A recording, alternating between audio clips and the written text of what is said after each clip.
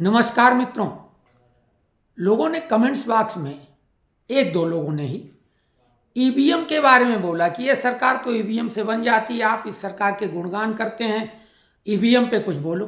तो हमने बोला था एक वीडियो में कि हम ईवीएम पे भी एक वीडियो बनाएंगे, लेकिन समय ऐसा मिल नहीं पाया। हम व्यस्त रहे, पहले तो स्वास्थ्य के कारण थोड़ा परेशान रहे और उसके बाद हम नई जानकारियां जुटाने में व्यस्त हो गए और वो दिमाग से बात निकल भी गई थी। लेकिन जब कल चुनावी माहौल बनने लगा तो वो ईवीएम की भी बात याद आई और हमने टीवी डिबेट में देखा कि लोग ईवीएम की बात अभी से करने लगे हैं। तो हम उन सज्जन को और विशेषकर ईवीएम का सहारा लेने वालों का, अपनी हार का ठीकरा ईवीएम पर फोड़ने वालों को बता दें कि हम पेंशनर लोगों में अधिकांश लोगों ने चुनावी ड्यूटी की हैं।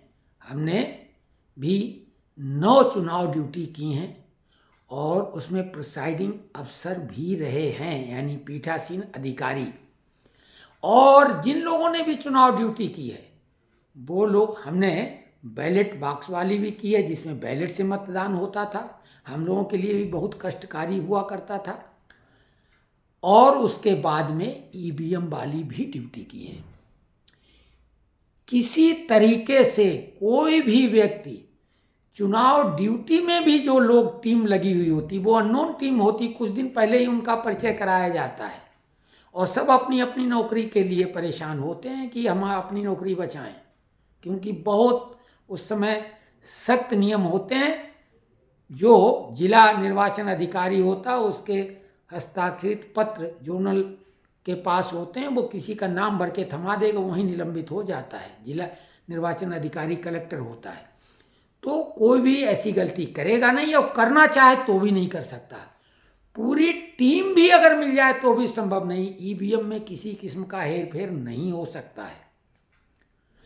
और निर्वाचन आयोग ने समय समय पर लोगों के सामने उनकी चुनौती स्वीकार करने की बात की कि हेरफेर करके दिखा दो। अभी तक तो कोई सामने आ नहीं पाया।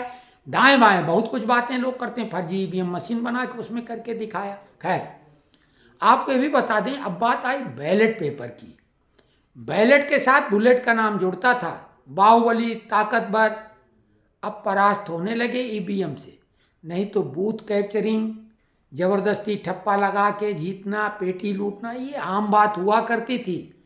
बहुत हिंसा भी होती थी, बहुत सारे चुनाव रद्द भी हो जाते थे। और अब आप लोगों को एक बात और बता दें, AINDIA वालों, चंडीगढ़ को लेके रोना क्यों रो रहे हो? फिर वहाँ तो बैलेट पेपर से चुनाव हुआ था ना।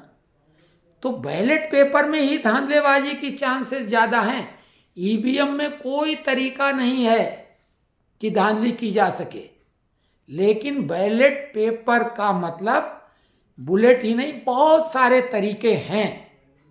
और उसमें अगर कोई टीम, जो चुनाव अधिकारी होते हैं उनकी टीम अगर पूरी मिल जाए तो निश्चित तौर से, या वो मौन हो जाए ताकतवर लोगों के सामने, तो उसमें धांधलेबाजी हो सकती है। तो बैलेट पेपर को हटा के ईवीएम लाना भारत ने कमाल कर दिखाया, क्योंकि इसमें खर्चा बहुत होता है। ईवीएम मशीन आप कमाल देखो कि लंबे समय तक रखी जाती हैं और बैटरी उनकी काम करती रहती है। बड़े बड़े देश भी ये काम नहीं कर पाए और भारत ने वो कर दिखाया है। तो इसकी सराहना की जानी चाहिए और ठीकरा ईवीएम पे फोड़ना छोड़ दो, क्योंकि अगर ईवीएम गड़बड़ होता तो फिर बाकी जगह ये कैसे जीत जाते हैं। तेलंगाना हो गया, हिमाचल हो गया, कर्नाटका हो गया, पश्चिम बंगाल हो गया, यहाँ कैसे जीत गए? केरला, भाजपा का खाता नहीं खुल पाता है। अब इस बार केरला में भाजपा जीतेगी तो क्या ईवीएम के दम से जीतेगी? निश्चित।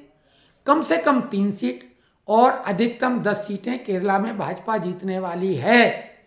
तो आपको ये हम बता रहे हैं कि हमने वायदा जो किया था कि ईवीएम पर, तो समझ लो कि ईवीएम से कोई धांधलेबाजी नहीं हो सकती।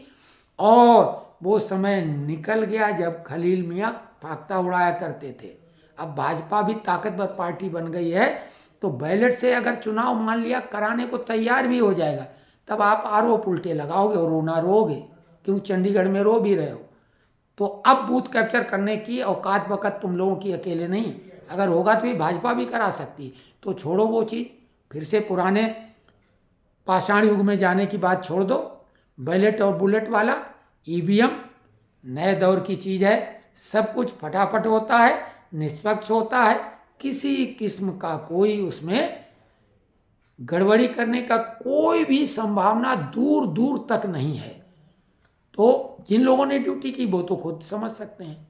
तो ये विश्लेषण कैसा लगा आप कमेंट्स बॉक्स में लिखें। धन्यवाद।